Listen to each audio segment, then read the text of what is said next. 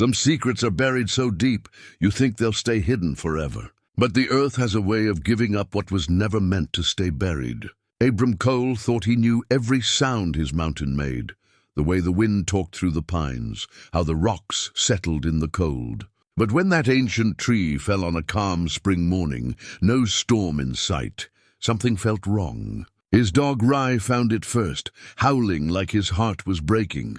Inside the hollow trunk, Abram discovered things that shouldn't exist. A child's boots, a locket with his sister's name, bones that had been hidden for decades, and carved into the wood, a message that connected his family to a tragedy he never knew happened. How do you find peace when the past refuses to stay buried? Before we jump back in, tell us where you're tuning in from, and if this story touches you, make sure you're subscribed, because tomorrow I've saved something extra special for you. Abram Cole had been living on Cole Mountain for 37 years, ever since he'd inherited the cabin and the surrounding 100 acres from his grandfather. The old man had built the place with his own hands back in 1923, choosing a spot where the morning sun would warm the front porch and the evening shadows would fall just right across the vegetable garden. It was the kind of place where a man could think, where the silence wasn't empty, but full of the small conversations between wind and leaf, between creek water and stone.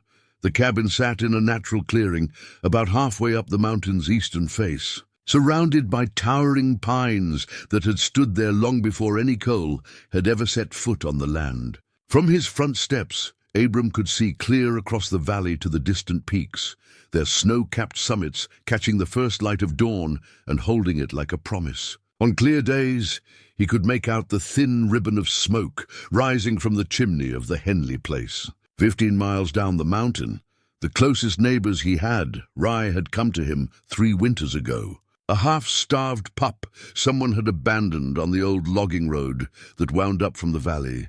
The dog was part German shepherd, part something wilder, maybe wolf, maybe just the kind of mix that happened when domestic dogs went feral and learned to survive on their own terms. He'd shown up on Abram's porch during a blizzard that had lasted 4 days, and by the time the snow stopped falling, they'd both understood that neither of them was meant to be alone. The dog had an unusual intelligence, the kind that made Abram wonder sometimes if Rye understood more than he let on. He'd learned the routines of the mountain quickly, when to stay close during hunting season, when the weather was about to turn, which trails were safe and which ones led to drop-offs that could kill a man if he wasn't paying attention. More than once, Rye had guided Abram home through fog so thick he couldn't see his own boots. This particular morning had started like most others. Abram woke before dawn, as was his habit, and put coffee on the wood stove that served as both heater and kitchen range. The routine never varied much. Coffee first, then a walk around the property to check for damage from the night's wind or any signs that the local wildlife had been testing his fences. Rye always accompanied these morning rounds, ranging out ahead, but never so far that he couldn't hear Abram's whistle. The spring had come early this year. By the second week of April, most of the snow had melted, except for the patches that lingered in the deepest shadows. The creek that ran along the northern edge of his property was running high and fast with snowmelt, carrying the rich scent of thawed earth and new growth. Wildflowers were already pushing up through the forest floor, trillium and bloodroot, and the delicate yellow blooms of glacier lilies. Abram had been checking the creek level when he heard the crack. It wasn't the sharp report of a branch breaking under wind or weight, but something deeper, more fundamental. The sound of wood that had stood for centuries finally surrendering to forces it could no longer resist. He turned toward the sound just in time to see the massive pine tilt slowly, almost gracefully.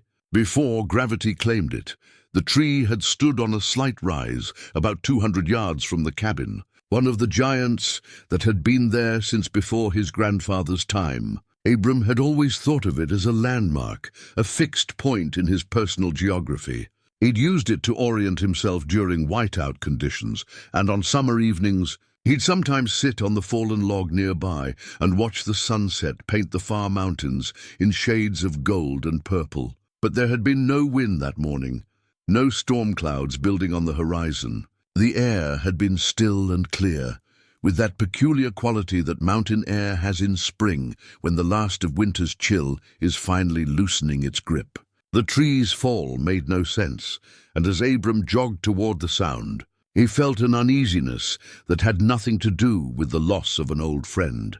Rai had reached the tree first, circling the massive trunk with his nose to the ground, reading whatever story the scents told him. But when Abram arrived, the dog had stopped his investigation and was sitting perfectly still, about 10 feet from the base of the fallen giant. His head was tilted back, and from deep in his chest came a sound Abram had never heard before, a low, mournful howl that seemed to contain all the sadness in the world. The tree had broken off about 6 feet from the ground, leaving a jagged stump that revealed the hollow interior that had been hidden for decades. The trunk itself had split open when it hit the earth, and from where Abram stood, he could see that the hollow extended deep into the tree's heartwood. Ancient pines sometimes developed these cavities as they aged, spaces where the inner wood had rotted away, while the outer bark and sapwood remained strong enough to keep the tree alive and standing. What caught his attention first was the smell, not the fresh scent of pine sap and broken wood that he'd expected, but something else, something that spoke of long years and secrets kept in darkness. It was a musty, complex odor that made him think of old books and forgotten attics, of things that had been waiting in silence for someone to find them. Abram approached the hollow slowly, and as he got closer, he could see that the cavity was larger than it had appeared from a distance. The opening was about 3 feet wide at the base, tapering as it went up into what had been the tree's trunk. And there, scattered in the dark space where no light had penetrated for decades, were things that should not have been there. The child's boots were small, made of leather that had darkened with age, but had been protected from the elements by the tree's embrace. They were the kind children wore in the early part of the century, high-topped and sturdy, designed for hard wear rather than fashion. One boot had fallen on its side, and Abram could see that the leather laces were still threaded through the eyelets, tied in the careful knots that spoke of a parent's loving attention. Beside the boots lay a locket, tarnished silver, that caught what little light filtered into the hollow. Even from where he stood, Abram could make out the delicate engraving on its surface, flowers and vines worked into a pattern that had been popular when his grandmother was young. The chain was broken, and several links lay scattered near the locket like breadcrumbs leading nowhere. But it was the third discovery that made his breath catch in his throat. Partly buried under what looked like the remains of a small blanket, he could see the unmistakable curve of human bones. Small bones, child-sized, yellowed with age, but preserved by the tree's protection from weather and scavengers, and carved into the inner wall of the hollow. Barely visible in the dim light were words scratched into the wood with what might have been a knife or nail. The letters were crude and hurried, as if whoever had made them had been working in desperate haste. As Abram's eyes adjusted to the darkness, he could make out part of the message. Cole family knows the truth. His hands were shaking as he reached for the locket, and when he finally managed to work the catch open, his worst fears were confirmed. Inside, protected by the silver case, was a small photograph of a young girl with dark hair and serious eyes. Written in fading ink on the back of the photograph, in handwriting he recognized from old family letters, were the words, "Sarah Cole, age 7, 1889. Abram sat back on his heels, trying to make sense of what he was seeing. Sarah Cole had been his great-aunt, his grandfather's younger sister. According to family history, she had died of fever when she was 7 years old and was buried in the small family cemetery on the far side of the mountain. He had visited her grave many times over the years, had even placed wildflowers on the simple headstone that bore her name and dates. But if Sarah was buried in the family cemetery, what were her belongings doing inside this tree? And whose bones lay beside them in the hollow darkness? Rai had stopped howling, but he remained sitting in the same spot, his eyes fixed on Abram with an intensity that seemed almost human. It was as if the dog understood that something fundamental had changed, that the discovery in the tree was more than just old artifacts hidden away by time and circumstance. As Abram continued to examine the hollow, he found more evidence that someone had deliberately placed these items inside the tree. The bones had been carefully arranged, not scattered as they would have been if animals had been involved.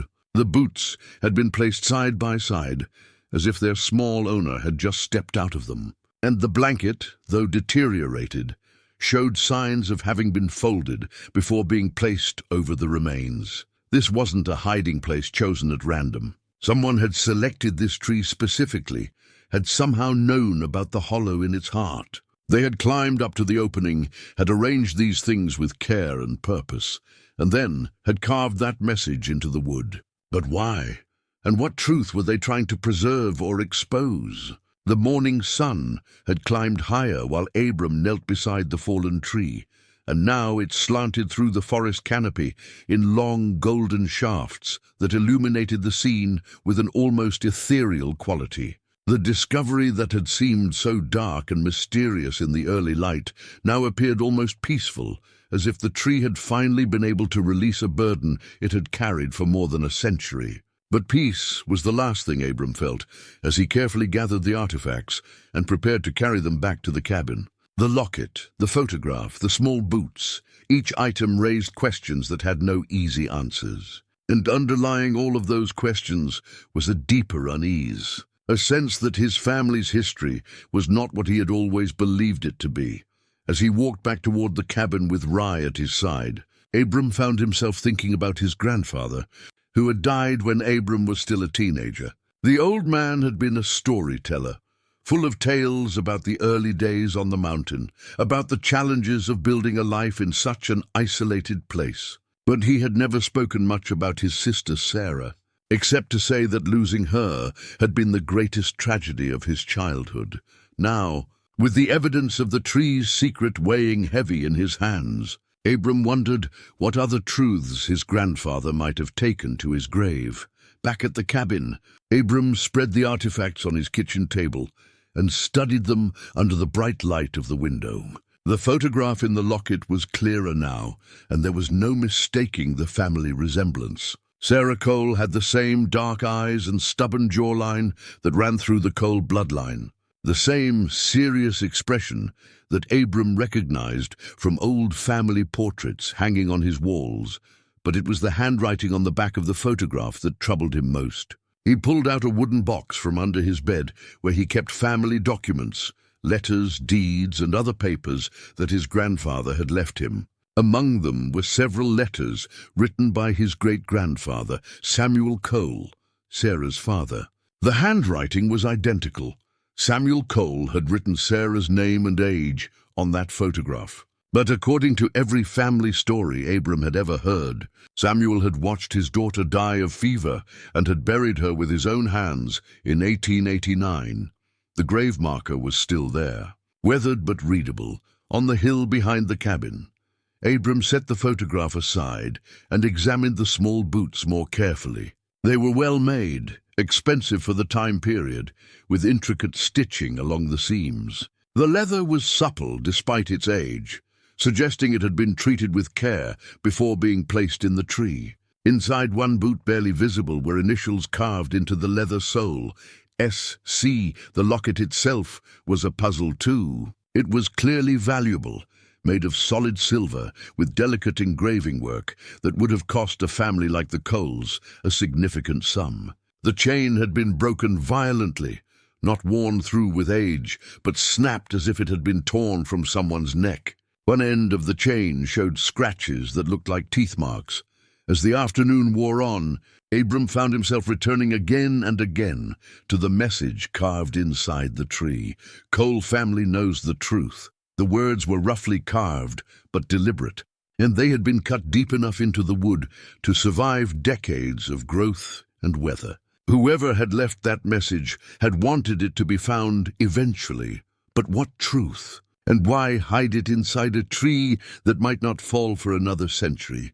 The answer came to him gradually as he sat on his porch that evening, watching the sun set over the distant peaks. Rye lay at his feet, still unusually quiet since their discovery that morning. The dog's behavior had been strange all day. He'd refused his food and had spent most of the afternoon sitting beside the table where the artifacts lay. As if standing guard over them, Abram's grandfather had been 11 years old when Sarah died. Old enough to remember clearly, old enough to understand what was happening around him. But in all the stories he'd told about growing up on the mountain, he'd never once described Sarah's final illness or her burial. He'd spoken of her as if she'd simply vanished from his life, leaving behind only sadness and silence. That night, Abram went through every document in the family box, looking for any mention of Sarah's death. What he found was telling in its absence. There were letters from Samuel Cole to relatives in town, discussing the weather and the challenges of mountain life. There were receipts for supplies and records of timber sales. But nowhere was there any mention of a funeral, a grave marker, or even a doctor's visit during the supposed illness. It was as if Sarah Cole had simply ceased to exist in the family records after 1889. The next morning, Abram made the hour-long hike to the family cemetery on the far side of the mountain. He'd been there countless times over the years, tending the graves and keeping the small plot clear of undergrowth. The cemetery held 5 generations of Coles, from his great-great-grandfather, who'd first settled the land to his own parents, who died in a car accident when Abram was 25. Sarah's grave was in the oldest section, a simple headstone marked with her name and dates: Sarah Elizabeth Cole, 1882-1889, beloved daughter. The stone was worn but intact. Surrounded by the taller markers of her parents and older siblings, Abram knelt beside the grave and began digging with the small shovel he'd brought from the cabin. The earth was soft from recent rains, and it didn't take long to reach the depth where a child's coffin would have been buried. What he found instead was empty earth and 6 feet down, the natural bedrock of the mountain. There was no coffin, no remains, no evidence that anyone had ever been buried in this spot. Sarah Cole's grave was empty. It had always been empty. Sitting back on his heels beside the false grave, Abram felt the full weight of the deception that had shaped his family's history. Someone had gone to great lengths to create the illusion that Sarah had died and been properly buried. They'd carved a headstone, dug a grave, and created a story that had been passed down through 4 generations. But they'd also preserved the truth inside the hollow tree, along with evidence that told a very different story: the broken locket chain with its teeth marks, the carefully preserved boots and photograph, the bones of a child who had died under circumstances violent enough to require such an elaborate cover-up. As Abram filled in the hole he'd dug, his hands shaking with the magnitude of what he'd discovered, one terrible possibility began to take shape in his mind. What if Sarah Cole hadn't died of fever? What if she'd been killed? And what if someone in his own family had been responsible? The message in the tree suddenly took on a darker meaning. Cole family knows the truth. Not a revelation, but an accusation. Someone had discovered what happened to Sarah, had found evidence of her real fate, and had hidden it where they thought it would eventually be found by future generations. But who? And why had they waited so long to reveal the truth? The walk back to the cabin gave Abram time to think about the implications of what he'd learned. If Sarah had been murdered, if the cover-up had involved his great-grandfather Samuel, then everything he thought he knew about his family's history was built on a lie. The Cole family's reputation in the valley, their standing in the community, even his own sense of identity, all of it was founded on a secret that someone had been desperate enough to kill for. Back at the cabin, Abram spread out his grandfather's old maps of the mountain, looking for clues about where the truth might be hidden. The tree that had fallen was marked on the maps, noted as a landmark for navigation. But there were other markings too, symbols and notations that he'd never paid much attention to before. One marking, near the site of an old mining claim, was annotated with the words S's Place in his grandfather's careful handwriting. The mining claim had been abandoned long before Abram was born, but the notation suggested it had been significant to someone named S, possibly Sarah. As evening approached, Abram made a decision that would change everything. He would follow the clues wherever they led, no matter how painful the truth might be. He owed that much to Sarah, whose real story had been hidden for more than a century. And he owed it to himself to know what kind of family he really came from.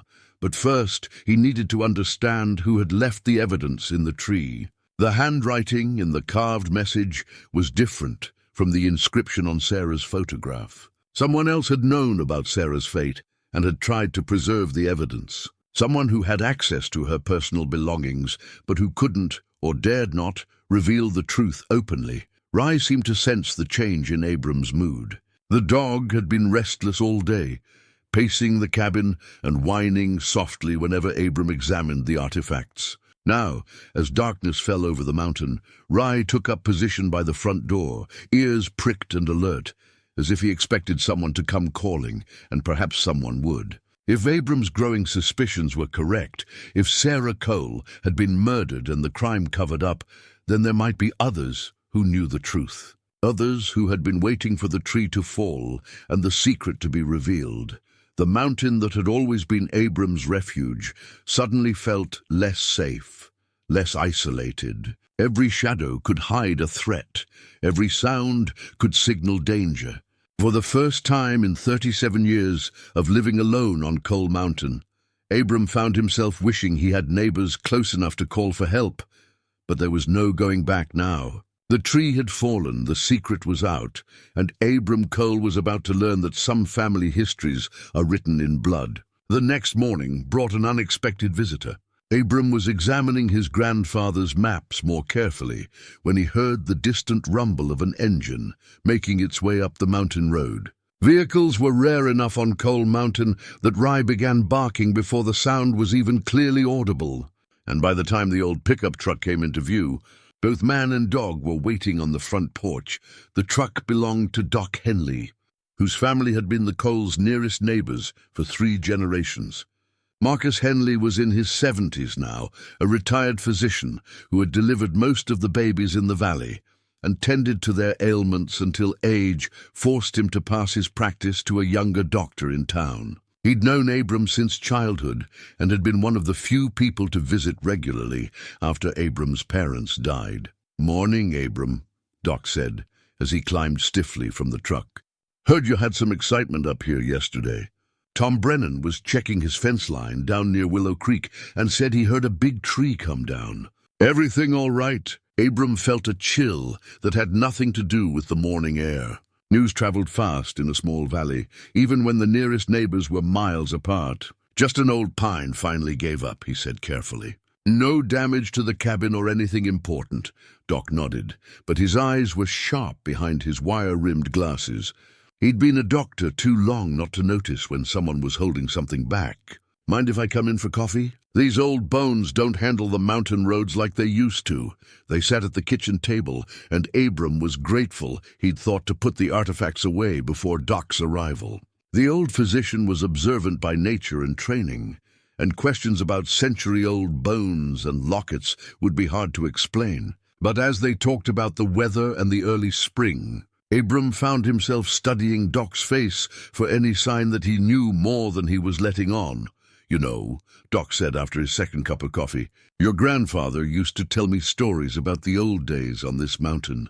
Some of them were quite interesting, especially the ones about things that happened before he was grown." "What kind of things?" Abram asked, trying to keep his voice casual. "Oh, family matters mostly. The challenges of living so far from town, the way folks had to handle problems on their own up here." Doc paused, his eyes meeting Abram's across the table. He mentioned once that there were some family stories that weren't meant for sharing. Said every family has secrets that are better left buried. The word buried hung in the air between them, and Abram wondered if it had been chosen deliberately. "Did he ever mention my great-aunt Sarah? The one who died young?" Doc's expression didn't change, but something shifted in his eyes. "Sarah Cole, yes, he mentioned her. Said losing her was the hardest thing his family ever went through. Changed his father, he said. Samuel Cole was never quite the same after she died. Did he ever talk about how she died? The circumstances, I mean. Fever, wasn't it? That was common enough in those days, especially among children. Before antibiotics, before proper medical care was available up here. Doc finished his coffee and stood to leave. Why the sudden interest in old family history?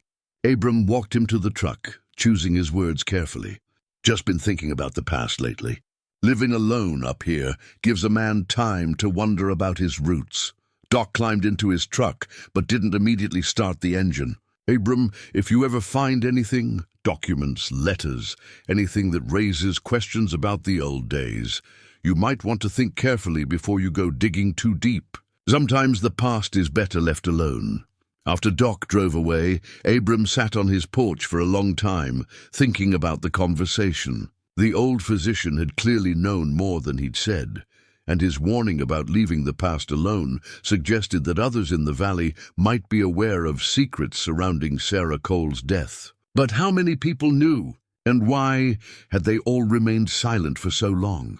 That afternoon, Abram made his way to the old mining claim marked on his grandfather's map as S's Place. Walk took him through dense forest and up a steep ridge that most people would find challenging even in good weather.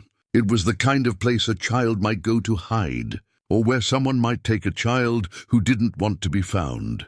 The mining claim was little more than a shallow excavation in the mountainside, probably dug in the 1870s when rumors of gold had brought prospectors to the area. A few rotting timber supports were all that remained of whatever structure had once protected the entrance. But as Abram explored the area more carefully, he found evidence that someone had spent time here long after the mining operation had been abandoned. Hidden behind a fallen log, partially buried under decades of accumulated leaves and debris, he found a metal box. The container was old, but well made, designed to keep its contents dry and protected. Inside, wrapped in oiled cloth, was a journal. The leather cover was cracked with age, but the pages inside were still readable. The handwriting was feminine, careful and young. The first entry was dated July 15, 1889, just 4 months before Sarah Cole's supposed death. Papa is angry again today. He says, I ask too many questions about things that aren't my concern. But I saw what he did to the Indian boy who came asking about water rights. I saw where he buried him, and I know it was wrong. Mama won't listen when I try to tell her. She says I have too much imagination. Abram's hands shook as he read the entry. An Indian boy, buried somewhere on Cole property. Another death, another secret. He turned the page and found more entries, each one revealing a pattern of violence and cover-up that painted his great-grandfather, Samuel Cole, in a very different light than family history had suggested. August 3rd, 1889. The sheriff came asking questions about the missing boy. Papa told him the boy never came here, but I know that's a lie. I can see the place where the earth was disturbed from my bedroom window. Sometimes at night I think I can hear voices coming from that direction. August 20th, 1889.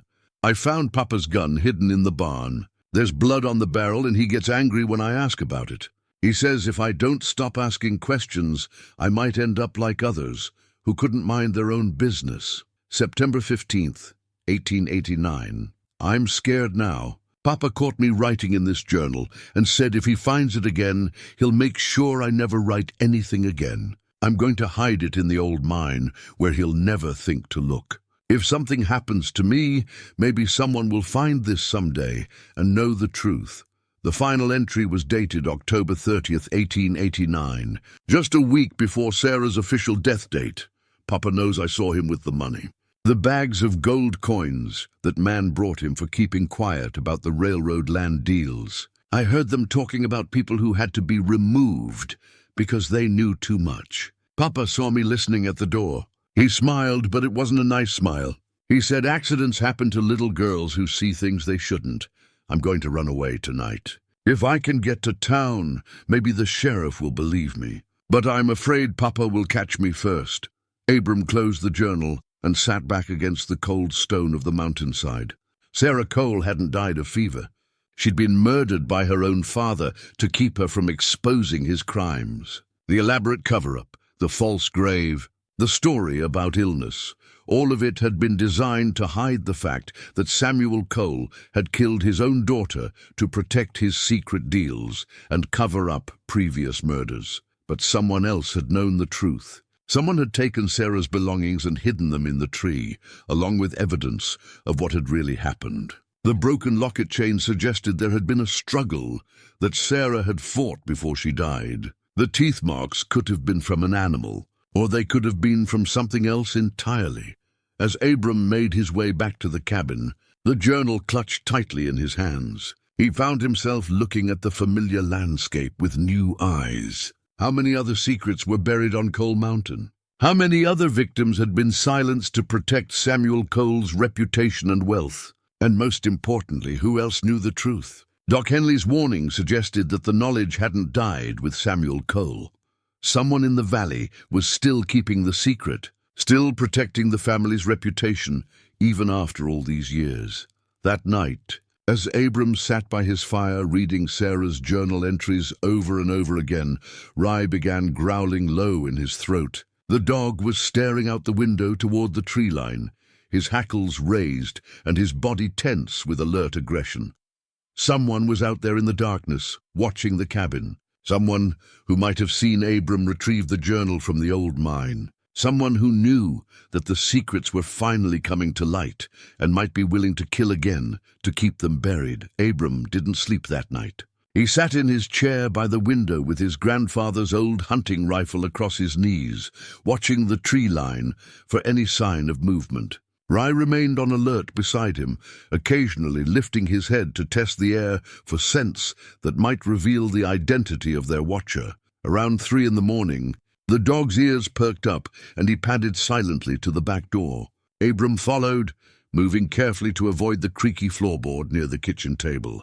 Through the small window in the door, he could see a figure moving through the trees behind the cabin. Whoever it was knew the terrain well enough to move quietly in the darkness, but not well enough to avoid Rye's keen senses. The figure paused at the edge of the clearing, and in the faint starlight, Abram caught a glimpse of an elderly man wearing a wide-brimmed hat. The stranger stood motionless for several minutes, as if studying the cabin and calculating his next move. Then, as quietly as he had appeared, he melted back into the forest. When morning came, Abram found tracks in the soft earth behind the cabin. The boot prints were distinctive, worn soles with a particular pattern of nails that suggested someone who spent a lot of time walking on rocky ground.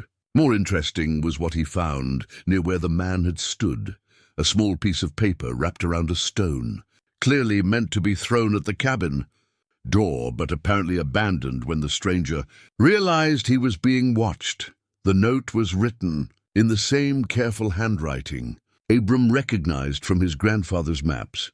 "Stop digging or join the others who ask too many questions." The message was signed with a simple initial.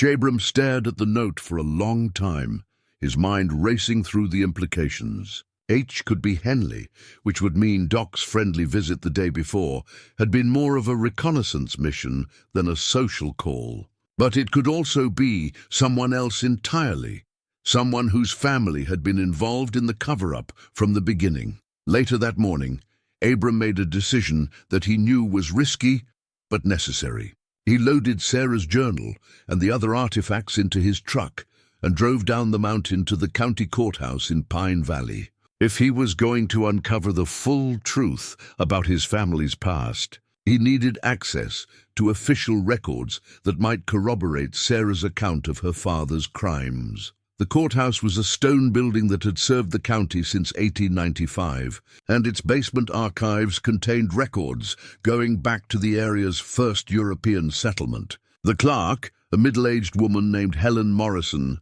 was helpful but curious about Abram's sudden interest in century-old documents. Doing some family genealogy? She asked as she led him to the microfilm readers where old newspaper editions were stored. "Something like that," Abram replied, settling in to examine the Pine Valley Gazette from the fall of 1889.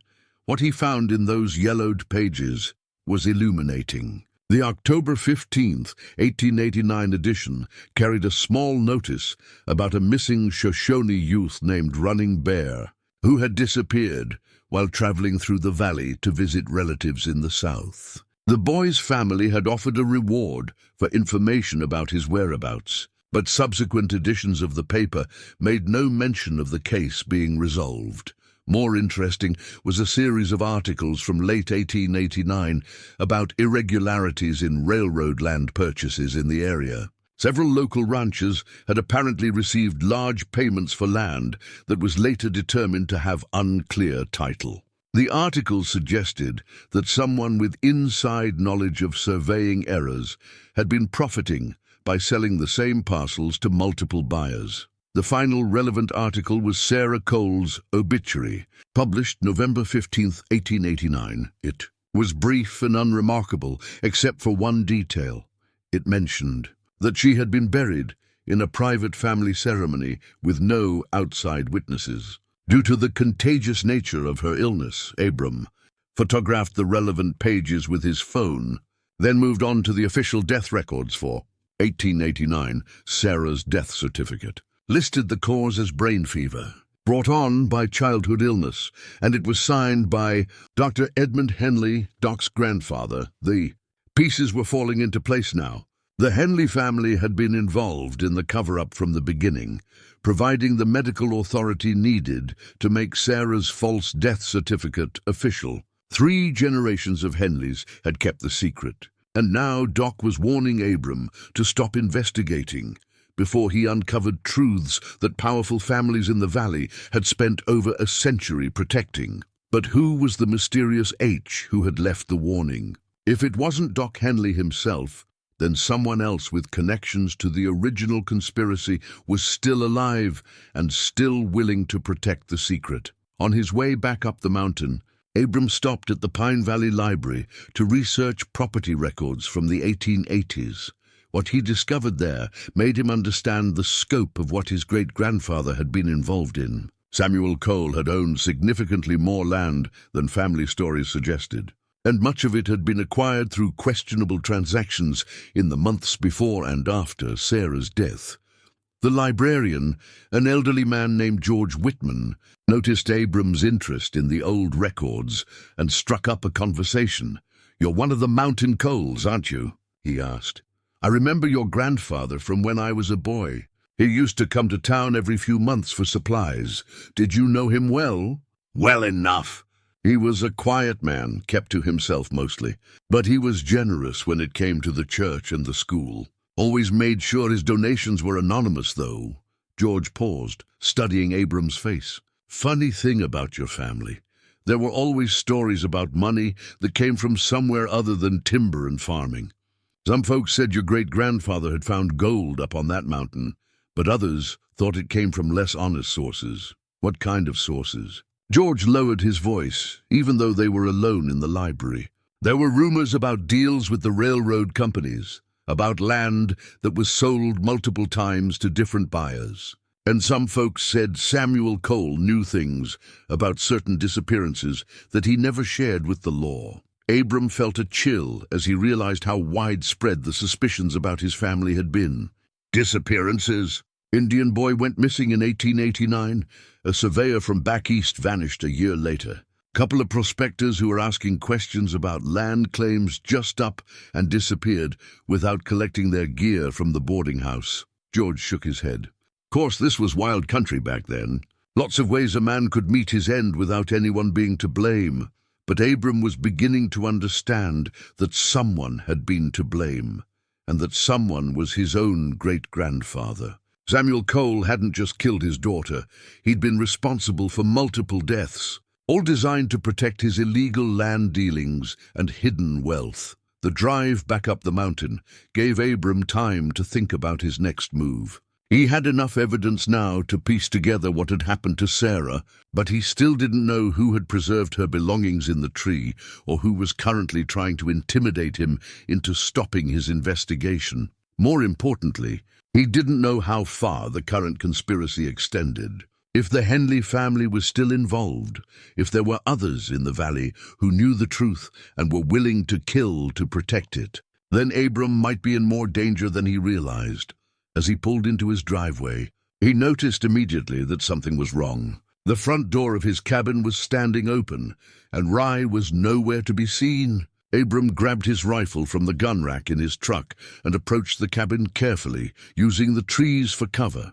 Inside, the cabin had been thoroughly searched. Drawers were pulled out, furniture was overturned, and every possible hiding place had been examined.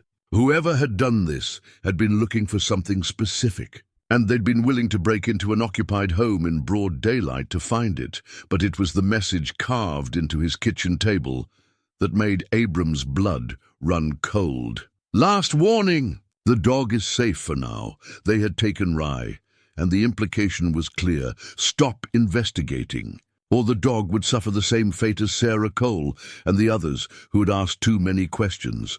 Abram sank into his overturned chair and tried to think clearly despite the rage and fear coursing through him. Whoever was behind this had escalated beyond mere intimidation. They'd violated his home and taken the one companion who had made his isolated life bearable.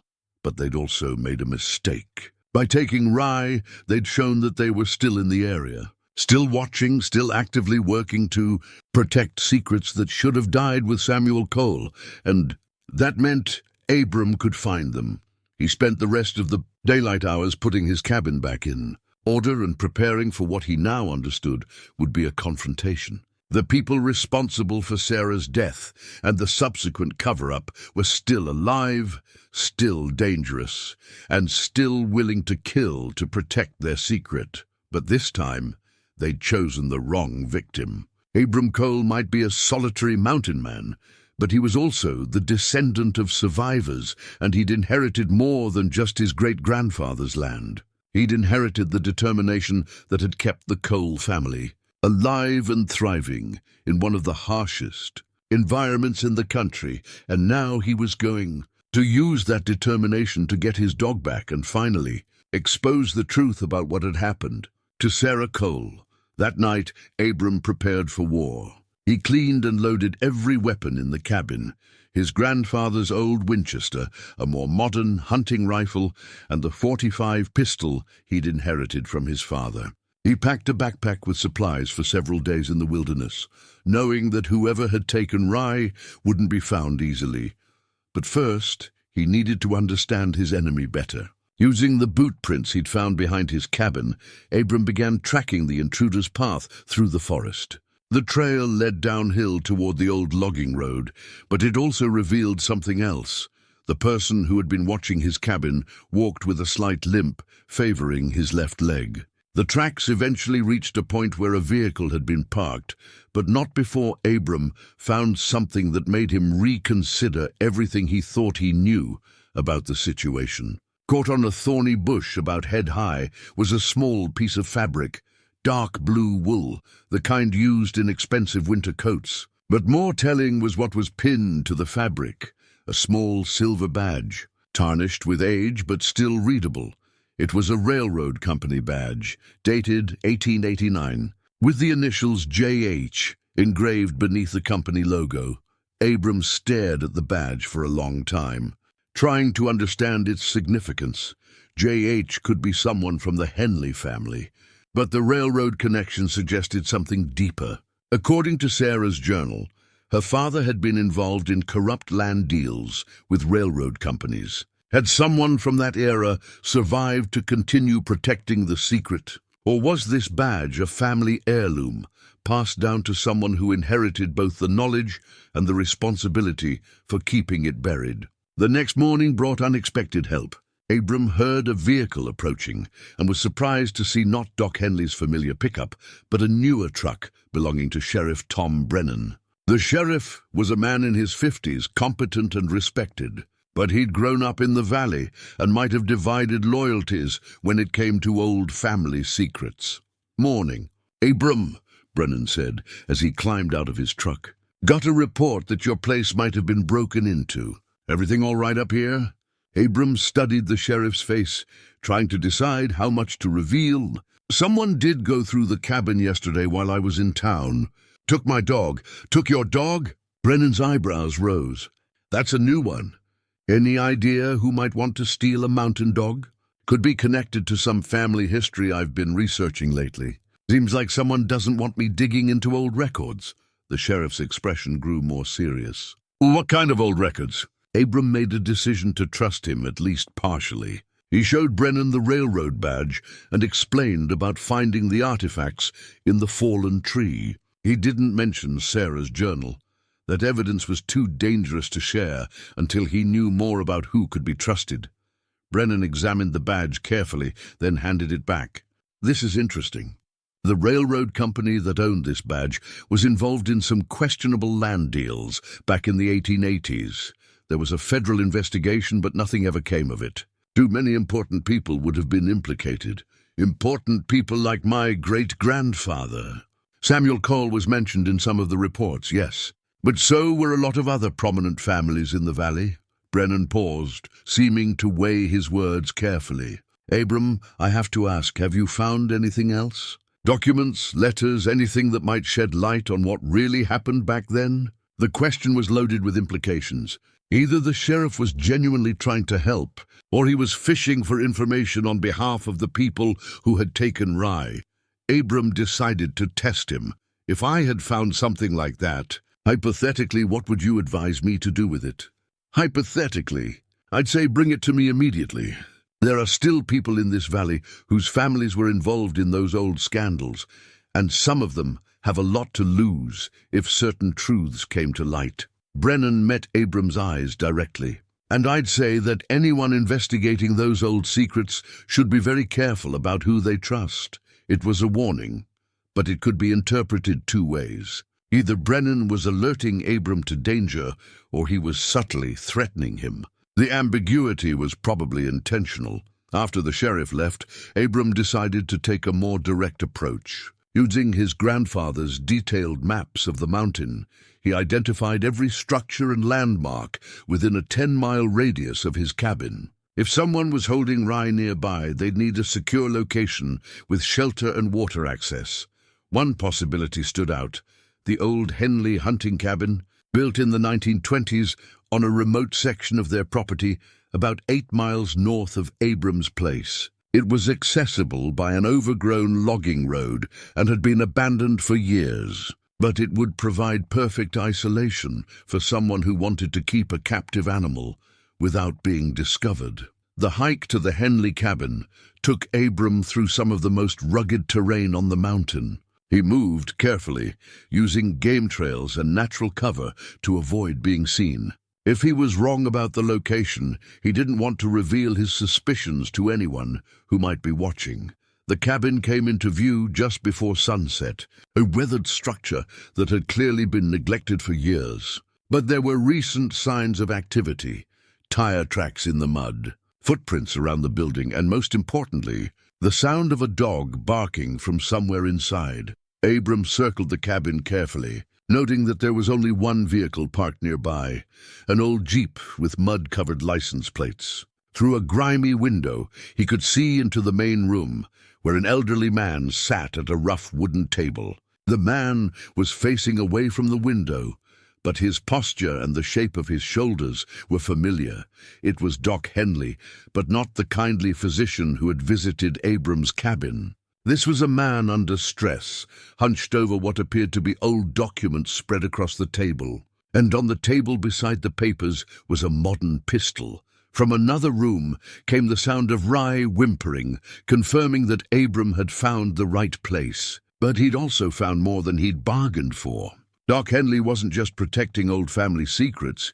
He was actively involved in continuing the cover-up that had started with Samuel Cole more than a century ago. As Abram watched through the window, trying to plan his next move, Doc suddenly stood and walked to a wooden chest in the corner of the room. When he opened it, Abram could see that it was filled with old documents, photographs, and what looked like personal belongings. At the top of the pile was a child's dress, faded but carefully preserved, Sarah's dress, the one she'd been wearing when she died.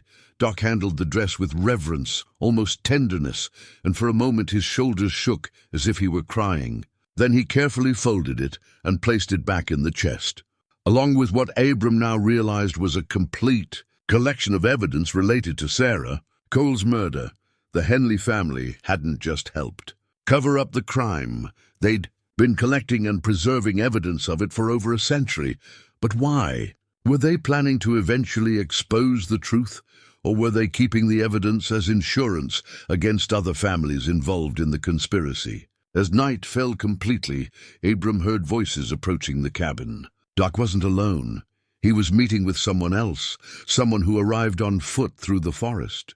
From his hiding place behind a fallen log, Abram watched as a second figure entered the cabin.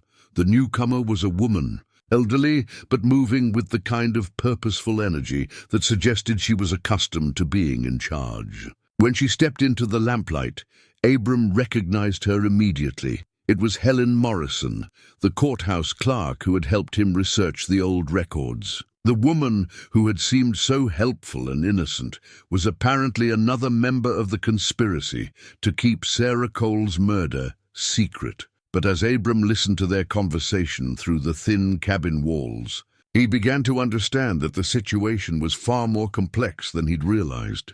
These people weren't just protecting a century-old secret. They were protecting something that was still actively dangerous to families throughout the valley. And that meant Sarah Cole's murder was just the beginning of a story that was still being written. Abram pressed closer to the cabin wall, straining to hear the conversation inside. What he learned in the next 20 minutes changed everything he thought he understood about the conspiracy surrounding his family's past. The tree falling wasn't supposed to happen for another 50 years. Helen Morrison was saying, her voice tight with anxiety. Our calculations were based on the growth rate surveys from the 1960s. Someone miscalculated. It doesn't matter how it happened, Doc replied wearily. What matters is that Abram found everything we've been protecting. The locket, the boots, probably the journal too by now. How much does he know? Enough to be dangerous. He's been to the courthouse, to the library. He's asking the right questions. Doc's voice carried a note of resignation. We can't contain this much longer, Helen. Maybe it's time to consider telling him the truth. The truth? Helen's voice rose sharply. Do you have any idea what that would mean? Not just for our families, but for half the valley? The railroad money built this entire community. The schools, the hospital, the churches, all of it was funded with blood money from Samuel Cole's deals. Abram felt his world shift as he listened. The conspiracy wasn't just about covering up murder. It was about protecting the economic foundation of Pine Valley itself. Samuel Cole's corrupt land deals had generated enormous wealth, and that wealth had been used to build the infrastructure that generations of families had depended on. There's more, Doc continued. I found evidence that Abram isn't the only one digging into the past. Someone in Denver has been asking questions about the old railroad contracts. A historian working on a book about Western land fraud. If this story breaks nationally, then we do what we've always done, Helen interrupted. We protect the community. Our families have kept this secret for 5 generations. We're not going to let one lonely mountain man destroy everything our ancestors built. Doc was quiet for a long moment. When he spoke again, his voice was heavy with conflict. I've been a doctor for 47 years, Helen. I've spent my life trying to heal people, to do no harm. What we're talking about is survival. Not just ours, but the survival of everyone in this valley who depends on the prosperity that came from those original investments. Helen's voice turned cold. Your grandfather understood that when he signed that death certificate. Your father understood it when he helped move the bones from the mine shaft to that tree. And you'll understand it too, or you'll find yourself in the same position as Sarah Cole. The threat was unmistakable, and it revealed something that made Abram's blood run cold. They hadn't just hidden Sarah's body in the tree, they'd moved it there from somewhere else. The mine shaft Sarah had mentioned in her journal had been her original burial place, but someone had later relocated her remains to the hollow tree. But why move her? And when? The answer came from Helen's next words. The drought of 1934 exposed too much. When the creek level dropped, you could see the disturbed earth near the mine. Your father made the right choice. moving her to the tree where she'd be safe until the wood rotted enough to reveal her naturally. Abram realized with horror that his own grandfather had been part of the cover-up. The man who had raised him, who had taught him to love and respect the mountain, had helped move a child's murdered body to ensure the secret would remain hidden. The notation on the map, S's place, hadn't marked where Sarah had played, but where she'd been buried after being moved from her original grave. "The dog is making too much noise," Doc said suddenly. "Someone might hear him." "Then shut him up," Helen replied coldly. "Permanently, if necessary." That decided it for Abram. He couldn't wait any longer to act. Moving silently around to the back of the cabin, he found the window that led to the room where Rye was being held. The glass was old and loose in its frame, and with careful pressure, he was able to work it open without making noise.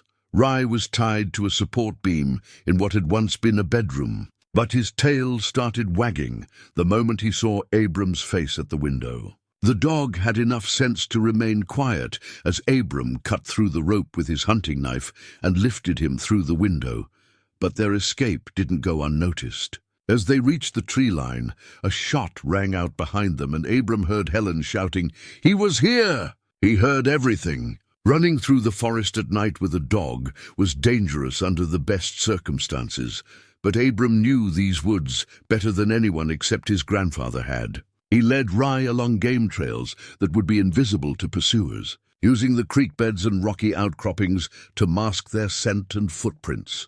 Behind them, he could hear voices and see flashlight beams sweeping through the trees. Doc and Helen had called for help, probably other members of the conspiracy who lived in the valley. Abram realized he might be facing more enemies than he'd imagined. They reached his cabin just before dawn, but Abram knew it wasn't safe to stay there. If half the valley was involved in protecting the secret, then his isolated mountain home had become a trap. He needed to get to town, to find someone in authority who wasn't part of the conspiracy, but first he had to secure the evidence. Sarah's journal was hidden in his truck, but there were other things he needed to protect. Working quickly, he gathered the artifacts from the tree, copies of the documents he'd found at the courthouse, and his grandfather's maps with their cryptic notations. Everything went into a waterproof bag that he buried in a spot only he and Rye would be able to find again. As he prepared to leave the mountain that had been his home for most of his adult life, Abram found a final piece of evidence that completed the picture of his family's dark legacy. Hidden behind a loose board in his grandfather's bedroom was a metal box similar to the one that had contained Sarah's journal. Inside was a confession, written in his grandfather's careful handwriting and dated just 3 months before the old man's death. "I was 12 years old when my father told me what really happened to Sarah. I was old enough to understand that our family's prosperity came from her silence, and that my silence was the price of keeping it. I helped move her body to the tree in 1934, and I've regretted it every day since. But I was a coward, and I let fear of losing everything keep me from telling the truth." The confession went on to detail not just Sarah's murder, but the other killings that had followed. The Indian boy, the surveyor, the prospectors, even a federal investigator who had gotten too close to the truth in 1923. All of them buried in unmarked graves scattered across Cole Mountain, all of them killed to protect the secret that had made the Cole family wealthy and powerful. But the final paragraph of the confession contained a revelation that made Abram understand why the conspiracy had survived for so long. "The railroad money didn't just corrupt my father, it corrupted everyone who benefited from it. Half the families in Pine Valley have ancestors who took bribes, who falsified documents, who helped cover up crimes. The Henleys, the Morrisons, the Brennans, the Whitmans, all of us became accomplices to murder because we were too greedy to refuse the money and too cowardly to expose the truth. We built our community on blood, and we've been paying for it ever since." Sheriff Brennan's family was part of the conspiracy. So was George Whitman from the library. The corruption ran so deep that Abram couldn't trust anyone in Pine Valley to help him expose the truth. But he could trust one person, himself. And he could trust Rai, who had already proven his loyalty by surviving captivity without revealing Abram's location. As the sun rose over Cole Mountain, Abram Cole made a decision that would have made his great-grandfather proud, even if it destroyed everything the old man had built. He was going to expose the truth about Sarah's murder and all the other crimes that had followed. No matter what it cost him or anyone else, the conspiracy had lasted for 134 years, but it was about to end. Because sometimes, when the past refuses to stay buried, the only choice is to dig it up completely and let the sunlight disinfect the rot that has been. Festering in the darkness, Abram was loading the last of his supplies into the truck when he heard an engine approaching from the valley road. But instead of the hostile pursuit he expected, the vehicle that emerged from the morning mist was a dusty sedan with government plates. Two people got out, a middle-aged woman in a business suit and a younger man carrying what appeared to be surveying equipment. "Mr. Cole," the woman called out. "I'm Agent Sarah Martinez with the Department of Justice, and this is Dr. James Wheeler from the Smithsonian Institution. We'd like to speak with you about some discoveries you may have made recently." Abram kept his hand near his rifle but didn't raise it. "How did you know about any discoveries?" Agent Martinez smiled, but it was a tired expression that spoke of long investigation and difficult truths. "We've been investigating irregularities in 19th century railroad land grants for the past 3 years. Your great-grandfather's name has come up repeatedly in connection with fraudulent transactions that may have involved federal crimes. Federal crimes that were never prosecuted," Dr. Wheeler added, setting down his equipment, "because too many powerful people were involved, and because key witnesses had a habit of disappearing." Abram studied their faces, trying to determine if this was another trap or if help had finally arrived. "What kind of witnesses?" "Native American tribal members who had legitimate land claims, government surveyors who discovered the fraud, railroad employees who tried to report the corruption." Agent Martinez pulled out a thick folder from her car. "And one 7-year-old girl named Sarah Cole, who apparently saw too much for her own good." The revelation that federal agents already knew about Sarah's murder hit Abram like a physical blow. "How long have you known?" "We've suspected for 2 years, but we've been missing the crucial evidence. Until 3 days ago, when seismic sensors placed throughout this region detected an unusual tree fall on your property." Dr. Wheeler smiled at Abram's surprised expression. "The Smithsonian has been monitoring this area as part of a study on the preservation of archaeological evidence in natural environments. When a 200-year-old tree with a known hollow core suddenly fell on a calm day, we knew something significant had been revealed." Agent Martinez opened her folder and showed Abram a collection of photographs and documents. "We also know that certain families in Pine Valley have been working to suppress evidence of the original crimes. Phone conversations that mentioned your name, unusual activity at the courthouse archives, vehicles moving on mountain roads at night, all of it has been under surveillance." Abram felt a mixture of relief and anger.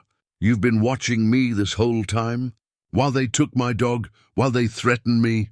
We had to let events unfold naturally to identify all the players in the conspiracy," Agent Martinez said apologetically. "If we'd intervened too early, we would have missed the opportunity to expose the full extent of the cover-up. Sometimes the only way to catch a century-old conspiracy is to let it reveal itself." Dr. Wheeler was examining the area around the fallen tree with professional interest. "The preservation conditions here are remarkable. The tree's hollow would have created a perfect environment for organic materials, stable temperature, controlled humidity, protection from scavengers. Whatever was hidden inside would be in excellent condition." "It was," Abram said, making a decision to trust them. "I found Sarah's belongings, her journal, evidence of multiple murders. But there's more." He told them about his grandfather's confession, about the scope of the conspiracy, about the families who had built their prosperity on blood money. Agent Martinez took notes as he spoke, occasionally asking clarifying questions. When he finished, she closed her notebook and looked at him seriously. "Mr. Cole, what I'm about to tell you is going to be difficult to hear, but you need to understand the full scope of what we're dealing with." She pulled out another set of documents from her folder. The conspiracy to cover up these crimes didn't end in 1889. It's been active and ongoing for 134 years. We have evidence of at least 12 additional murders between 1890 and 1987, all of them people who discovered pieces of the truth and tried to expose it. The number staggered Abram. 12 more victims, killed over nearly a century to protect the secret of Samuel Cole's original crimes. Who were they? Historians, journalists, genealogists, even a few family members who developed guilty consciences. Agent Martinez showed him photographs of people from different eras. A newspaper reporter from the 1920s, a college professor from the 1960s, a documentary filmmaker from the 1980s. The most recent was Dr. Patricia Henley in 1987. Henley, related to Doc, his daughter. She was a forensic anthropologist who discovered evidence of the original burial sites while doing research for her doctoral dissertation. She tried to convince her father to come forward with the truth. Agent Martinez's expression was grim. Her death was ruled an accident, a fall while hiking alone on the mountain. But we have evidence that suggests otherwise. The revelation that Doc Henley had been involved in his own daughter's death added a new dimension of horror to the conspiracy. These weren't just people protecting old family secrets. They were killers who had been murdering anyone who threatened their carefully constructed lies for over a century. "There's something else," Dr. Wheeler said, looking up from his examination of the tree. "The way this tree fell, it wasn't natural. The break pattern suggests the use of a chemical accelerant, something that would weaken the wood fiber over time, until a slight pressure would cause catastrophic failure." Abram stared at him in shock. "You're saying someone made the tree fall? Someone who knew about the evidence inside and wanted it to be discovered? The process would have taken months to work, probably started sometime last fall." Dr. Wheeler pointed to discoloration in the wood around the break. "This was deliberate, Mr. Cole. Someone wanted you to find Sarah's remains and start asking questions."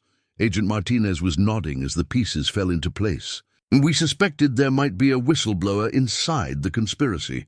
Someone with access to the evidence, but who couldn't reveal it directly without endangering themselves or their family." The implications were staggering. Someone within the conspiracy had decided that 134 years of murder and cover-up was enough. They had sabotaged the tree to ensure that Sarah's evidence would finally be found, knowing that it would trigger a chain of events that would expose the truth. But who? And why now? The answer came from an unexpected source. As they stood discussing the implications of the deliberate tree fall, another vehicle approached from the mountain road. This time it was Doc Henley's truck, but he wasn't alone. Sheriff Brennan was with him, and both men appeared to be unarmed and showing signs of distress. Doc climbed out of the truck slowly, like a man who had aged decades in the past few days. When he spoke, his voice was heavy with exhaustion and regret. "Agent Martinez, I assume. We've been expecting you." He looked at Abram with something that might have been relief. "I'm the one who weakened the tree. I'm the one who made sure Sarah would finally be found." The confession sent shockwaves through everything Abram thought he understood about the situation. Doc Henley, whom he'd seen as one of the primary conspirators, had actually been working to expose the truth. "My daughter Patricia was right," Doc continued, his voice breaking. "This secret has poisoned our community for long enough. When she tried to reveal the truth in 1987, I was too afraid to support her. I chose the conspiracy over my own child, and I've regretted it every day since." Sheriff Brennan stepped forward, his own expression filled with shame. "The federal investigation 3 years ago spooked a lot of people. Some of the families wanted to eliminate anyone who might talk, including Doc. When they realized he was having second thoughts about the cover-up, they made plans to silence him permanently, so I decided to act first," Doc said. "I spent months treating that tree with chemicals that would weaken it gradually. I knew that when it fell, Abram would find Sarah's remains and start asking the right questions. I also knew that the federal investigation would eventually lead to the truth. Agent Martinez studied Doc's face carefully.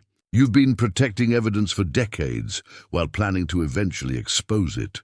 That's why you preserved Sarah's dress, why you kept detailed records of all the crimes. Someone had to maintain the proof. Too many people had died for the truth to be lost completely.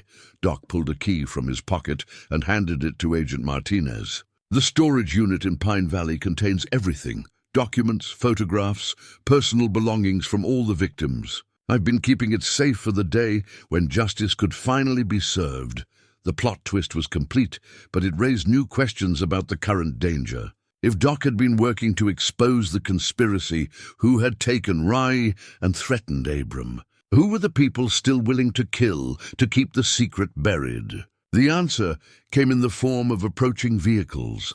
Multiple trucks and SUVs coming up the mountain road at high speed. The faction within the conspiracy that wanted to eliminate all witnesses was making their final move, and they were coming in force.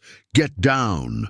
Agent Martinez shouted, drawing her weapon as the first shots rang out across the mountain clearing. The battle for the truth about Sarah Cole was about to be fought with more than just words and evidence. The gunfire shattered the morning calm as bullets splintered the wood of Abram's cabin and sent everyone diving for cover behind vehicles and trees. Agent Martinez was speaking rapidly into her radio, calling for backup that was still 30 minutes away. The approaching vehicles had spread out to surround the clearing, trapping them in what had become a killing ground. How many of them are there? Abram shouted over the sound of automatic weapons fire. Sheriff Brennan, crouched behind his patrol car with his service weapon drawn, counted muzzle flashes through the trees. At least 8, maybe 10. They've got us surrounded and outgunned. Doc Henley was pressed against the wheel of his truck, clutching a small pistol with shaking hands. I never thought they'd go this far. Helen Morrison, George Whitman, some of the younger generation who inherited the secret, they're all out there. Dr. Wheeler was using his surveying equipment to mark positions and distances, turning his scientific training into tactical advantage. The main group is positioned along the tree line to the east, 2 vehicles blocking the road down the mountain. At least 1 sniper in the old fire tower to the north. Abram knew this mountain better than anyone still alive, and that knowledge was about to become their only advantage. There's a way out through the creek bed on the west side. It's too rocky for vehicles, but we can make it on foot to the old logging road. What about the evidence? Agent Martinez asked, reloading her pistol as another burst of gunfire peppered their position. Already secured, Abram replied, thinking of the waterproof bag he'd buried earlier. But first, we need to get to that storage unit in town. If they kill us here, they'll destroy whatever Doc has been protecting. The shooting stopped suddenly, replaced by an eerie silence that was somehow more threatening than the gunfire had been. A voice called out from the trees, Helen Morrison, sounding nothing like the helpful courthouse clerk who had assisted Abram's research. Dr. Henley, we know you're behind this federal investigation. Come out and we can still reach an arrangement that protects everyone's interests. Doc's laugh was bitter. Arrangement? Like the arrangement you made with my daughter Patricia. Your daughter was going to destroy everything our families built together, just like you're trying to do now. Helen's voice carried across the clearing with cold authority. But it's not too late to reconsider. The federal agents can have an accident on these dangerous mountain roads. The evidence can disappear again, and you can go back to your quiet retirement. Agent Martinez whispered into her radio again, then turned to the group. Backup is 20 minutes out, but we have assets moving into position. If we can hold them for another quarter hour. Her words were cut off by the roar of an engine and the crash of splintering wood as one of the attackers drove a large pickup truck directly into Abram's cabin. The building collapsed in a shower of debris and broken glass, destroying decades of family memories and eliminating their cover. The creek bed, Abram said grimly. We move now or we don't move at all. But as they prepared to make their desperate escape, a new complication emerged. From the wreckage of the cabin came a sound that made Abram's blood run cold, rise howling. The dog hadn't been in the vehicle with Helen and her allies. He'd been hidden in the cabin, probably as bait to keep Abram from leaving the mountain. "I have to get him," Abram said, starting toward the burning debris. "It's a trap," Sheriff Brennan warned. "They want you out in the open." "Then that's where I'll be," Abram replied, checking his rifle and preparing to move. But Doc Henley placed a restraining hand on his arm. "Wait, there's something else you need to know about the evidence. The storage unit isn't just a hiding place. It's rigged with a dead man's switch. If I don't check in every 72 hours, everything inside gets transmitted to news outlets, federal agencies, and historical archives across the country." Agent Martinez stared at him. "You've been sitting on a doomsday device this whole time." "I learned from my daughter's mistake. Patricia tried to expose the truth through official channels, and they killed her for it. I made sure that if anything happened to me, the truth would come out anyway." Doc's smile was grim. "The switch was set to trigger tomorrow morning. Helen and her people have less than 18 hours to silence everyone who knows about it. The revelation changed everything about their tactical situation. The attackers weren't just trying to eliminate witnesses, they were racing against a deadline that could expose the conspiracy regardless of who survived the mountain battle. That's why they're so desperate," Sheriff Brennan realized. "They can't just kill us and disappear. They have to get to that storage unit and disarm the dead man's switch." Agent Martinez was already formulating a plan. "Then we don't try to escape. We make them come to us, and we hold them here until backup arrives and the switch triggers." But Abram was still focused on the sounds coming from the wreckage of his cabin. Rise howling had changed to something more urgent, more desperate. The dog wasn't just trapped. He was trying to warn them about something. "There," Dr. Wheeler pointed toward the ruins. "Movement in the debris. But it's not the dog." Through the smoke and settling dust, they could see a figure moving carefully through the wreckage. Someone searching for something specific among the destroyed remnants of Abram's life. The person was dressed in dark clothing and moved with the efficiency of someone who knew exactly what they were looking for. "They're after the family documents," Doc realized. "Your grandfather's confession, the maps. Anything that might corroborate the evidence in the storage unit."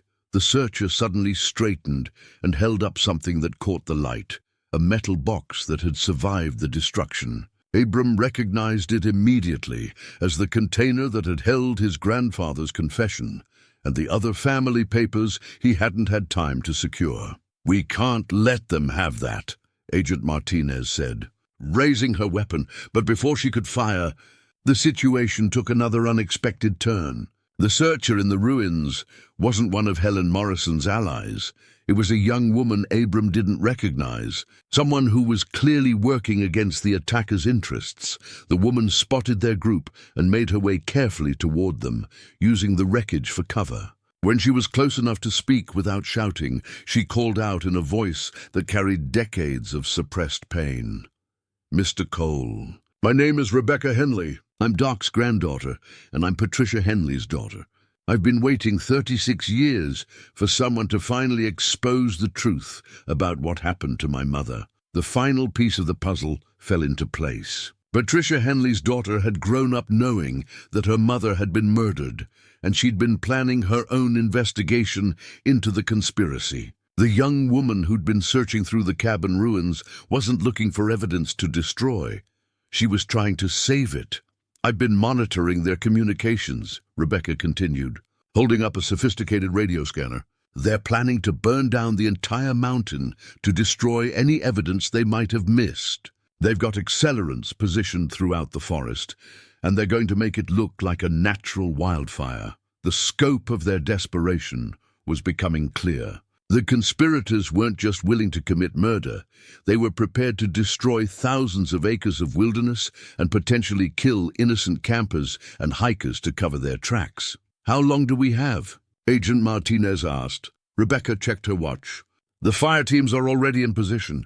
They're waiting for full daylight, so the burns will spread faster and look more natural. Maybe 2 hours." Abram looked around at the people who had become his unlikely allies in the fight for truth. A federal agent, a Smithsonian researcher, a sheriff who'd inherited his family's guilt, an old doctor seeking redemption, and a young woman carrying on her murdered mother's work. Against them were arrayed the descendants of murderers and thieves, people who had built their lives on blood money and were willing to kill again to protect it. But they had one advantage that the conspirators didn't expect. They knew about the dead man's switch, and they knew about the planned fire. That knowledge, combined with Abram's intimate familiarity with the mountain terrain, might be enough to turn the tables on their attackers. "Here's what we're going to do," Abram said, formulating a plan that would either save them all or get them killed in the next few hours. "We're not running and we're not hiding. We're going to end this conspiracy the same way it started, with fire and blood. But this time, the truth is going to survive." From somewhere in the burning cabin debris, Rye's howling took on a different note, not distress, but the ancient call of a predator that had caught the scent of its prey. The final battle for Sarah Cole's legacy was about to begin. Abram's plan was simple but dangerous. Using his knowledge of the mountain's hidden trails and natural features, they would split into two groups. Agent Martinez and Sheriff Brennan would create a diversion by making noise and movement near the main cabin site, drawing the attackers' attention while Abram, Doc, Rebecca, and Dr. Wheeler made their way to the old mine shaft where Sarah had originally been buried. "Why the mine?" Rebecca asked as they prepared to move. "Because that's where this all started," Abram replied, checking his rifle one final time. "And because there's something there that might help us turn the tables." What Abram hadn't told the others was that his grandfather's confession had mentioned more than just Sarah's murder. The old mine shaft had been used as a burial ground for multiple victims over the decades, and Samuel Cole had hidden something there that he'd considered insurance against his partners in the railroad conspiracy, evidence that could destroy them all if they ever turned against him. The movement through the forest was treacherous. Helen Morrison's people had positioned themselves strategically throughout the area, and more than once the group had to freeze in place as armed figures passed within yards of their hiding spots. Rye, who had somehow freed himself from the cabin wreckage, rejoined them during the journey and proved invaluable as an early warning system, his acute senses detecting danger before human eyes could spot it. Dr. Wheeler, despite his academic background, proved surprisingly adept at moving quietly through rough terrain. "Field archaeology teaches you to be observant and careful," he whispered when Rebecca commented on his stealth skills. Doc Henley was struggling more with the physical demands of the trek, but his knowledge of the mountain's history was crucial. "The mine shaft entrance is hidden behind that rockfall," he said, pointing to what looked like a natural avalanche scar on the mountainside. "Your great-grandfather triggered that collapse, deliberately in 1923, to hide the bodies after the federal investigator got too close. They reached the concealed entrance just as gunfire erupted from the direction of the cabin. Agent Martinez and Sheriff Brennan were executing their part of the plan, using the burning wreckage and abandoned vehicles to create the impression of a desperate last stand. The mine entrance was exactly where Doc had indicated, concealed behind tons of loose rock that had been arranged to look natural but could be moved by someone who knew the right sequence. Abram had learned the technique from his grandfather as a child, thinking it was just an interesting piece of mountain lore. Inside the mine, the air was cold and still, carrying the musty scent of old wood and older secrets. Dr. Wheeler activated a powerful LED flashlight that revealed the extent of the excavation, a tunnel that extended deep into the mountainside, with side chambers that had been carved out over decades of covert activity. "My God," Rebecca breathed, staring at the carefully arranged remains that lined the walls of the first chamber. "How many people did they kill?" Abram counted at least 15 sets of human remains, some clearly ancient, others more recent. Each skeleton was accompanied by personal belongings, and what appeared to be documentation of their identity and the reason for their murder. Samuel Cole hadn't just been a killer, he'd been a meticulous record keeper, preserving evidence of every crime as potential leverage against his co-conspirators. But it was the far end of the chamber that held what Abram had been looking for. A metal strongbox, larger than the others they'd found, sat on a natural stone shelf. The lock was old but sturdy, and it took Dr. Wheeler's archaeological tools and Abram's brute strength to break it open. Inside were documents that made everything else they'd discovered pale in comparison. Contracts with railroad executives, detailed maps of fraudulent land deals, correspondence with government officials who had been bribed to look the other way. But most importantly, there were photographs, images that proved beyond doubt the identities of everyone involved in the conspiracy, including several people who were still alive and still active in covering up the crimes. "This is incredible," Rebecca said, photographing the documents with her phone. "This evidence doesn't just prove the historical crimes, it shows the modern cover-up too." Names, dates, bank account numbers, everything. Doc was examining one particular document with a mixture of fascination and horror. "This is a contract for the murder of the federal investigator in 1923. It's signed by representatives of 5 different families, including mine. They actually put a price on someone's head and documented it." The sound of approaching voices outside the mine interrupted their examination of the evidence. Helen Morrison's people had tracked them down, and the entrance to the mine was about to be compromised. "There's another way out," Abram said, pointing toward a narrow passage at the back of the chamber. "It connects to the old creek bed, about half a mile down the mountain. But we'll have to leave most of this evidence behind." "Not all of it," Rebecca said, stuffing the most damaging documents into her backpack. "And not before we ensure it can't be destroyed." She pulled out a small device that Abram recognized as a satellite communication unit. "Military grade," she explained, seeing his surprised expression. "I've been planning this confrontation for years. Everything we've found here is being transmitted in real time to secure servers in 3 different countries." The revelation that Rebecca had come prepared with sophisticated equipment suggested that her investigation had been far more extensive than anyone had realized. She wasn't just Patricia Henley's daughter seeking justice. She was a professional with resources and connections that could ensure the truth would finally be exposed.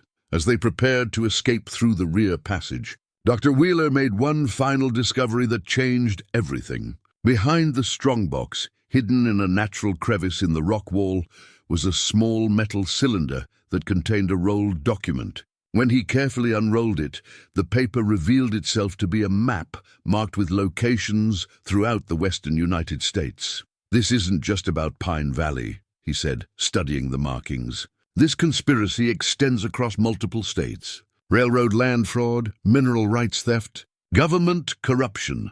Samuel Cole was part of something much larger than we realized."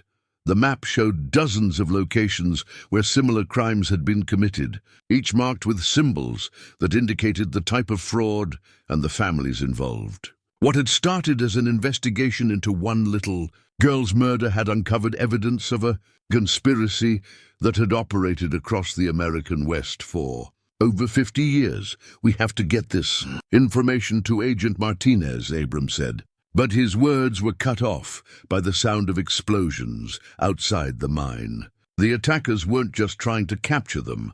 They were collapsing the mine entrance to bury the evidence and anyone inside it. The narrow rear passage suddenly became their only hope for survival. As they crawled through the cramped tunnel, following the ancient watercourse that had carved it, Abram could hear the rumble of falling rock behind them. Helen Morrison and her allies were willing to destroy a century of carefully preserved evidence rather than allow it to see the light of day, but they had underestimated the reach of modern technology and the determination of people who had spent their entire lives seeking justice for murdered family members. Even as the mine collapsed behind them, Rebecca's satellite uplink continued transmitting, sending the evidence to locations where it could never be suppressed or destroyed.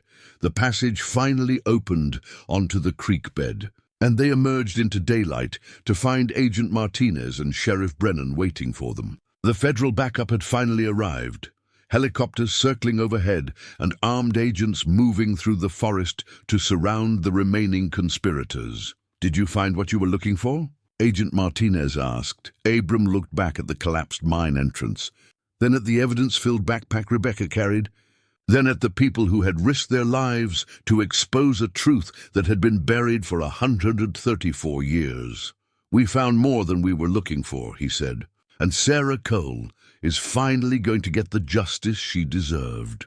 The final confrontation took place in the same clearing where Sarah Cole had played as a child, where the ancient pine had stood guard over her secrets for more than a century. Federal agents had surrounded Helen Morrison and her remaining allies, but the conspirators were making their last desperate stand among the trees where their ancestors had first chosen murder over justice. Helen emerged from the forest with her hands raised, but her expression showed no surrender, only the cold calculation of someone who had spent her entire life protecting terrible secrets. Behind her came George Whitman from the library, two men Abram recognized as members of prominent Valley families, and surprisingly, a woman in her 30s who looked familiar but whom he couldn't immediately place. "Agent Martinez," Helen called out as she approached the federal perimeter. "I think we can still reach an understanding that benefits everyone involved. The only understanding we're interested in is your unconditional surrender," Martinez replied, her weapon trained on the group. "You're under arrest for conspiracy, murder, destruction of federal evidence, and about 30 other charges we're still calculating." Helen's laugh was brittle but defiant. "You have no idea what you're dealing with. The evidence you think you found? It's just the tip of the iceberg. There are people in Washington, people with real power, who have been protecting this secret for generations. You arrest us, and you'll find your investigation shut down before you can file the paperwork." But Rebecca stepped forward, holding up her satellite communication device. "Those people in Washington. We have evidence about them too. Names, bank accounts, documented payments for their silence. Everything Samuel Cole preserved as insurance against his partners is now in the hands of journalists and federal prosecutors across the country." The younger woman with Helen suddenly broke away from the group and ran toward Rebecca. "You don't understand," she shouted. "If this comes out, it won't just destroy the guilty families. It'll destroy everyone in the valley. The schools, the hospitals, the infrastructure, all of it was built with this money. You're going to make innocent people pay for crimes their ancestors committed." Abram recognized her then. She was one of the teachers at the elementary school. A woman who had genuinely been trying to do good with resources she hadn't known were tainted by blood. Her presence with the conspirators revealed the moral complexity that had allowed the cover-up to persist for so long. Not everyone involved was evil. Some were simply trapped by circumstances and choices made generations before their birth. "Sarah Cole was 7 years old," Doc Henley said quietly, stepping forward to face the group. "She was innocent too. And she was murdered by her own father to protect money that was stolen from Native American tribes and defrauded from the federal government. How many more innocent people have to die to protect that sin?" George Whitman, looking older than his years, finally spoke up. "My family has run the library for 4 generations. We've used the money from those original investments to provide education and resources to this community. Are you going to destroy all of that to satisfy some abstract notion of justice for people who died over a century ago?" Dr. Wheeler, who had been documenting everything with scientific precision, stepped forward with a piece of evidence that silenced the moral arguments. From his equipment bag, he pulled out a small skull, clearly that of a child, clearly very old. "This is Sarah Cole's skull," he said, his voice carrying the weight of professional authority. "Do you see these fracture patterns? She wasn't just murdered. She was beaten to death with a blunt instrument, probably a shovel, based on the shape of the impact marks. She suffered before she died, and she died in terror. The sight of Sarah's skull, the physical evidence of her brutal murder, seemed to drain the fight out of everyone except Helen Morrison." The old woman's face showed no emotion. as she looked at the remains of the child whose death had started the conspiracy that had defined her family's existence. Samuel Cole was protecting more than just railroad money, Helen said finally. He was protecting the future of this entire region. The land deals, the mineral rights, the water access, all of it was necessary to build a civilization in the wilderness. One little girl's life against the prosperity of thousands? The mathematics are simple. Agent Martinez stared at her in horror. You're talking about a child who was murdered by her own father. There is no mathematical equation that justifies that. Isn't there? Helen's voice turned cold. How many children have lived better lives because of the schools and hospitals that money built? How many families have prospered because of the infrastructure it funded? Sarah Cole died so that thousands of other children could live. The rationalization revealed the depth of the moral corruption that had allowed the conspiracy to survive for so long. The conspirators hadn't just been protecting a secret.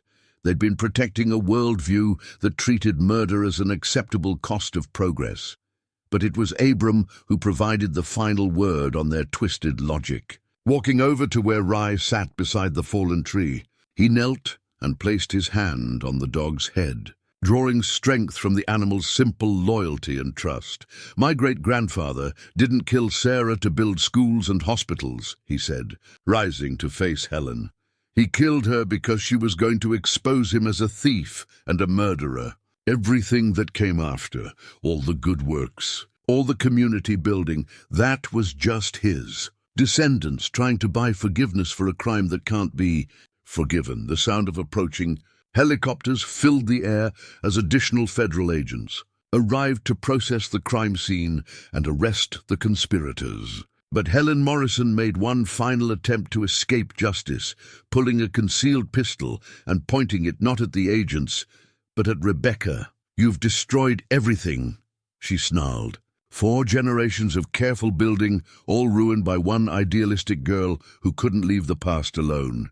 The shot that rang out didn't come from Helen's gun. Sheriff Brennan, despite his family's complicity in the original conspiracy, chose justice over loyalty and fired the shot that ended Helen Morrison's threat permanently. As she fell, the last active conspirator in a 134-year-old murder plot, she carried with her the final secrets of families who had built their prosperity on blood and maintained it through generations of silence. Agent Martinez knelt beside Helen's body and carefully removed the pistol from her hand. When she searched the woman's pockets, she found one final piece of evidence, a small key that opened a safety deposit box containing the original contracts for Samuel Cole's railroad deals, including the document that had ordered Sarah's murder. The conspiracy was finally over. Sarah Cole would finally have her justice, and Cole Mountain would finally be free of the secrets that had haunted it for more than a century. 6 months later, Abram stood in the Pine Valley Cemetery as they laid Sarah Cole to rest properly for the first time. The headstone was new, carved from mountain granite, and it bore the simple inscription, Sarah Elizabeth Cole, 1882-1889, truth teller, finally at peace. The funeral was attended by hundreds of people, not just from Pine Valley but from across the country. Historians, journalists, descendants of the victims, and families who had discovered their own ancestors' involvement in the conspiracy had all come to pay their respects to a 7-year-old girl whose courage, in the face of evil, had finally been recognized. Rebecca Henley stood beside Abram as they lowered the small coffin into the ground. She had become the unofficial keeper of Sarah's legacy, establishing a foundation that investigated historical injustices and worked to bring closure to families who had lost loved ones to violence and cover-ups. She would have grown up to be remarkable, Rebecca said softly, placing a bouquet of wildflowers on the grave. Even as a child, she was braver than most. Adults, Dr. Wheeler had spent the months since the confrontation cataloging and analyzing all the evidence recovered from the mine and the various hiding places the conspirators had used. His preliminary report had identified 43 victims of the conspiracy spanning nearly a century. and federal investigators were working to notify families and provide proper burials for those whose remains could be recovered. The revelation of the Western land fraud conspiracy had sent shockwaves through academic and legal circles. University history departments were revising textbooks, federal prosecutors were reopening century-old cases, and Congress was debating legislation to provide reparations to the Native American tribes, whose land had been stolen through Samuel Cole's schemes. Doc Henley hadn't lived to see Sarah's proper burial. The stress of finally revealing the truth had proved too much for his aging heart, and he died peacefully in his sleep 2 weeks after the confrontation on the mountain. But his final act had been to sign a confession that detailed his family's role in the cover-up and donated all their assets to funds supporting the victims' families. Pine Valley itself had undergone a transformation that was both painful and necessary. The revelation that much of the town's prosperity had been built on blood money had divided the community, but it had also sparked a remarkable process of reconciliation and renewal. The stolen railroad money was being traced and returned to its rightful owners, while the town was working to build a new economy based on legitimate tourism and sustainable development. Sheriff Brennan had been re-elected by a wide margin after his role in stopping Helen Morrison and exposing the conspiracy became known. His family's historical involvement in the cover-up had initially cost him support, but his choice to stand with justice when it mattered most had earned him the respect of voters who valued integrity over family. Loyalty Agent Martinez had been promoted and transferred to head a new federal task force, investigating historical crimes and their modern cover-ups. The techniques developed during the Sarah Cole investigation were being applied to similar cases across the country, bringing closure to families who had been denied justice for generations. As the funeral service concluded and the mourners began to disperse, Abram found himself walking with Rye through the cemetery, visiting the graves of his ancestors. His parents' headstone looked the same as always, but somehow the whole family section felt different now that the truth was finally known. He stopped at his grandfather's grave and knelt to place his hand on the weathered stone. The old man had carried the burden of the family secret for decades, and while his actions hadn't been heroic, his final confession had helped make justice possible. "I understand now why you couldn't tell me," Abram said quietly, "but I'm glad the truth came out anyway. Sarah deserved better than silence." Rye had wandered over to a newer section of the cemetery, where a simple marker bore the name Patricia Henley, 1955-1987. She sought truth. Rebecca had arranged for her mother's body to be moved from its original burial site to a place of honor near Sarah's grave, symbolically reuniting the victims of the conspiracy across the generations. The drive back up Cole Mountain took Abram past the site where his cabin had once stood. The federal government had purchased the land to preserve it as a historical site, and construction had begun on a museum that would tell the story of Sarah Cole and the other victims of the conspiracy. The fallen tree had been left where it lay, a monument to the moment when the truth had finally been revealed. Abram's new cabin was smaller than the old one, built near the creek where he and Rye could listen to the water flowing over the stones. The isolation he had once cherished was different now. No longer the solitude of someone hiding from the world, but the peace of someone who had done what needed to be done and could finally rest. The artifacts from Sarah's tree had been preserved in climate-controlled displays at the Smithsonian, where they would help tell the story of Western expansion's hidden costs. But Abram had kept one item, the locket with Sarah's photograph. It sat on his mantle now, a reminder that truth, however long buried, will eventually find its way to the surface. On quiet evenings, as he sat on his porch watching the sunset paint the distant peaks in shades of gold and purple, Abram sometimes felt a presence in the mountain air. Not threatening or sad, but peaceful. Sarah Cole was finally free to rest. Her story told, her killers brought to justice. Her courage remembered.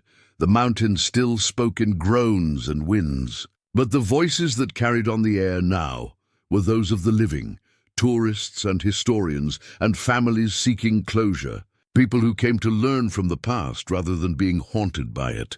Rye had grown grey around the muzzle during their months of testimony and investigation, but he still had the energy to chase rabbits through the meadows and the wisdom to sense when his human needed companionship. On this particular evening, as Abram reflected on all that had changed, the dog came and sat beside his chair, leaning against his leg with the comfortable weight of loyalty freely given. "We did good, didn't we, boy?" Abram said, scratching behind Rye's ears. Sarah can finally rest easy. The dog's tail thumped once against the porch boards, and somewhere in the distance, an owl called from the forest, where ancient pines still stood guard over the mountain's remaining secrets. But these were gentler secrets now, the locations of hidden springs and forgotten trails, the nesting sites of rare birds and the paths of migrating animals. The secrets of violence and greed had been exposed to the light and had withered like poisonous plants pulled from dark soil. In their place, new stories were growing, stories of courage and justice, of people who chose truth over comfort and righteousness over wealth. Coal Mountain was healing, and so was the man who called it home. The past would always be part of the landscape, carved into the stone and preserved in the records, but it no longer cast shadows over the future. Sarah Cole's legacy was not the crime that ended her life, but the justice that finally honored her death. As the stars emerged in the clear mountain sky, Abram Cole sat in peaceful silence with his faithful dog, knowing that some trees fall exactly when they're supposed to. And sometimes the truth waits patiently for the right person to hear it calling through the wind.